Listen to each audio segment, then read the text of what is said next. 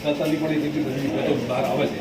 અમારા જે હવે તો ધારાસભ્ય સાથે બોલવા મળ્યા, વિપક્ષના નેતા ભાજપના નેતાઓ પણ આ પ્રકારના આક્ષેપો કર્યા છે. ત્યારે રાજ્ય સરકાર આની કમિટીની નિમણૂક કરે અને એની જે વિસ્તારની જે તપાસ સમિતિ રચના કરી એનો વિકાસ જે તપાસ કરી અને યોગ્ય ન્યાય આપવા માટેનો પણ પ્રયત્ન કરેલો એ માટે આવેદનપત્ર આપવા બરાબર.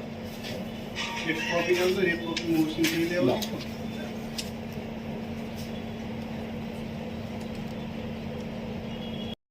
લઈને અને જે આજનું આવેદનપત્ર આપ્યું શું છે મુદ્દાઓ અને શું રજૂઆત કરવામાં આવી? વિરંગામ વિધાનસભા વિસ્તારમાં ખાસ કરીને વિરંગામની પ્રોપર વિસ્તારમાં જે પ્રશ્નો ઉપસ્થિત થયા છે એના અનુસંધાને આજે કોંગ્રેસ પરિવારના તમામ સભ્યો એકત્રિત થઈને એ બાબતે આજે આવેદનપત્ર પ્રાંત સાહેબ અધિકારીને આપવામાં અમે આવ્યું.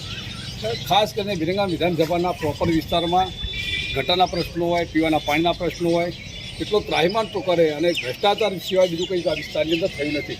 હવે તો જનતા બોલતીની જગ્યાએ ભારતીય જનતા પાર્ટીના સ્થાનિક નેતાઓ પણ ભ્રષ્ટાચાર બાબતે આક્ષેપો કરતા થયા છે.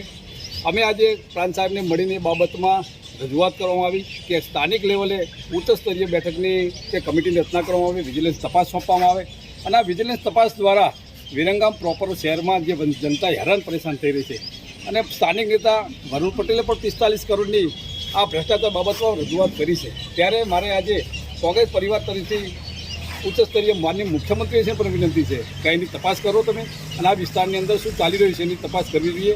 એના ખાસ વિશે મારે એ પણ ખાસ આજના તબક્કે કહેવાની વાત છે કે માન્ય અહીંના લોકલ ધારાસભ્યશ્રી જે વાત કરતા હોય કે છેલ્લા 7 મહિના પહેલાં માન્ય મુખ્યમંત્રીશ્રીએ ભૂમિપૂજન કર્યું હોય, એનું કામ એક તકો પણ ના થયું હોય, ત્યારે આ વિસ્તારમાં ત્યાં સરકારને કેટલી દુર્લક્ષતા છે એ જોવાનું રહેશે. જે બાબતે આજે અમે પ્રાંત સાહેબને આવેદનપત્ર આપી રજૂઆત કરી છે.